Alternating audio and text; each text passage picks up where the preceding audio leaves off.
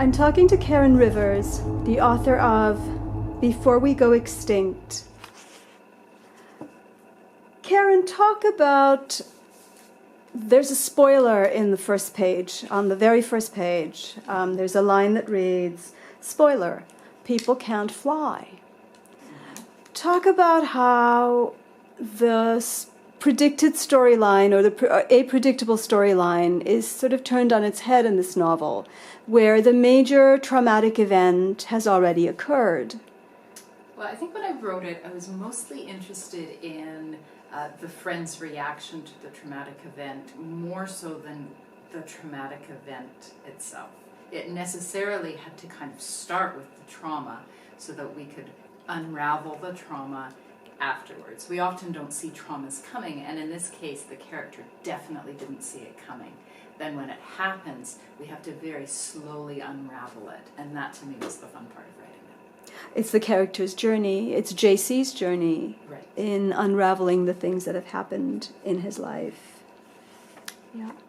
There are several emotionally loaded images in the book. There's the cell phone, and I want you to talk about that. And then there's, of course, the shark. So will you tell us about how those fell into place and how they develop over the course of the book? Well, sure. For me, the cell phone was just an incredibly obvious thing to choose.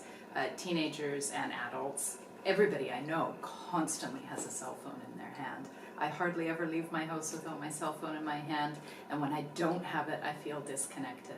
So I think of the cell phone as a tool for connection, and this is JC's way of remaining connected to somebody who he's not connected to. But when you're on a cell phone, there is sort of an artificiality about it. You are assuming there's somebody on the other end, and the assumption of the presence of somebody else almost negates the necessity of that person actually being there. The phone itself becomes the medium. And so this was his channel to working things out with his friend who's no longer able to answer his phone calls. And the messages to Daff as well, right? Because there are messages he writes that he never sends. There are things he wants to say that remain unsaid, and those passages really come out very clearly in the texts. Well, I think, again, for me, and I suppose as the author it all comes down to me, I work out so much of my own stuff through writing. I have a blog and I work out a lot of my issues on my blog, but a blog really is letters to nobody and everybody at the same time.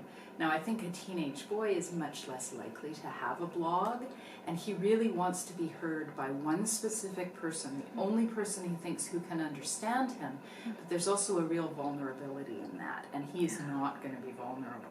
So he can write letters to a specific person, knowing that he's not sending them, so knowing he's safe from her answer. He's really protecting himself. At the same time, he's able to work out some of the stuff that he's dealing with.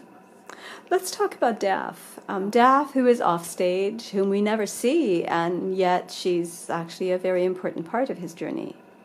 You know, when you asked me about this earlier, I was thinking, she is offstage. And I recently started teaching young adult writing, and I haven't talked about offstage characters, and I think if I had thought about, Daff will be an offstage character, I think I would have been paralyzed. I would have been unable to write her as she's not really there.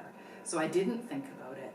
I just did it, which is so much of writing for me. It's part of the magic. When I first started writing, I didn't even know she was going to be there. And then suddenly JC started writing to her, and then she became there. She had to be there, and I couldn't imagine her not being there. But she isn't really in the story. And I think that this also speaks to JC's relationships with his friends. He didn't really understand or know the king as well as he thought he did. And I don't think he knows and understands Daff as well as he thinks he does.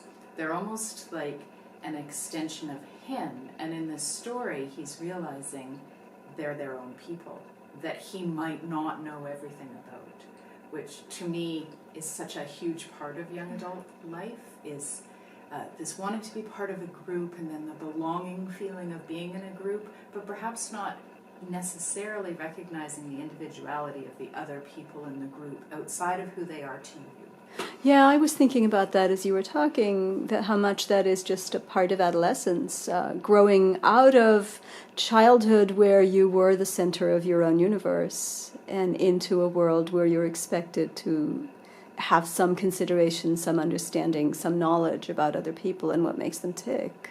And you almost assume that you do without actually doing it. And I think you can extend that to middle grade, except it usually applies to family.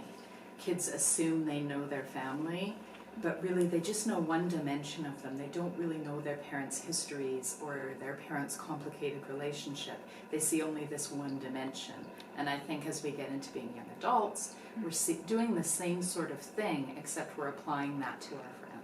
And we've had more experiences. The more we layer life's experiences on, the more learning there is. And so then the more we're able to understand, so to speak. Sort of in the way that, I'm sorry, go ahead. I think that we see in our friends when we're young adults the part of us that we want to see reflected back. And I think that's probably true of children with their parents too, seeing the reflection they need to see.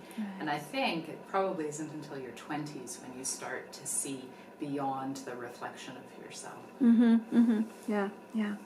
I'm thinking as you talk about the passage on page 49 where he says, I hate that I still want her. I hate that I still love her. I want to not think about the funeral every time I see her.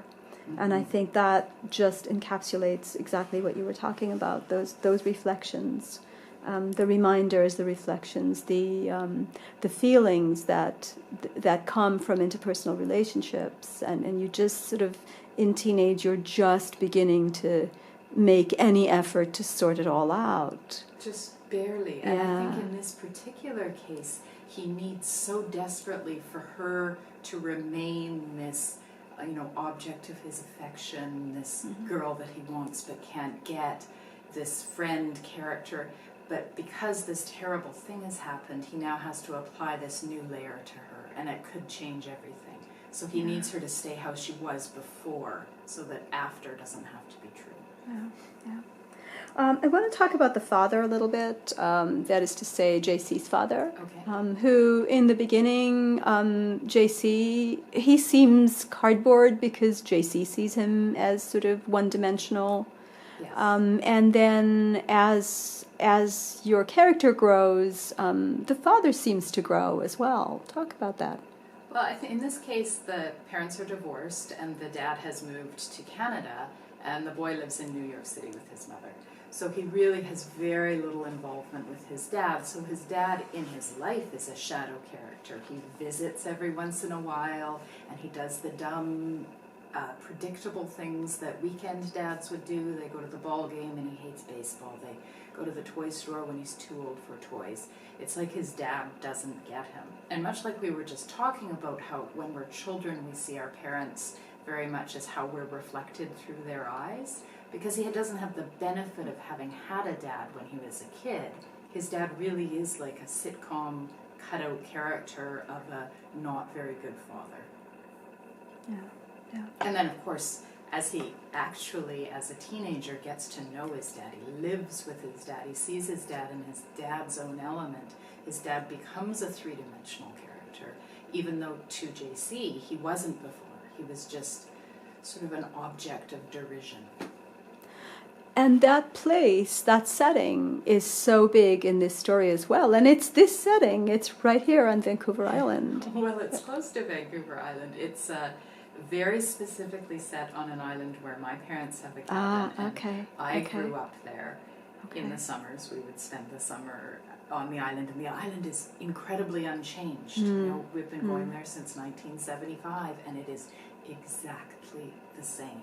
And it's sort of a place where time stands still. The real world doesn't quite penetrate. So when things are very stressful and you go there, it's hard to reach you by cell phone. There's no electricity. There's no real communication. And it becomes this very kind of magical, isolated place, which is a great setting for this particular story to unfold. And for this particular character to have that space in his life and in his mind, really, to work anything out. I think that really is perfect. I think for anybody who's going through anything, places like this, not this particular place, but places like this are so magical, just taking you outside of your reality. His reality was Brooklyn, and this place that he ends up is like the farthest imaginable thing from a Brooklyn. It sort of is, even in reality, right? It's as far as you can get on the continent without falling off the edge. It's true. Really. Yeah. It's true. Yeah. And then there's Kelby. Kelby is kind of the anti-Daff in some ways. It's true. She is. And I worked really hard at not making Kelby a stereotype. I wanted Kelby to be like a strong girl in her own right. And, you know, Kelby had come through some terrible things herself, and yet she had done it so differently than JC did. Really, when you look at JC's reaction to what happened, it's almost like a child tantruming, more than Kelby sort of more calmly, I felt, and solidly figured it out. And she was struggling with her own struggles, but she just feels very anchored in herself. She is. She's very grounded. She just feels she's got a strength inside her, which is very charming. It's really quite lovely, but it's not over the top and it's not imposed. You can feel it. It feels very authentic to the character. Thank you. I like her. Yeah. I was rooting for her. She made some choices I wouldn't have made, but I still really like her. And the shark. We can't really talk about this book without talking about the shark. And I'm not going to give away any spoilers here by just saying that redemption really comes from the water and the shark.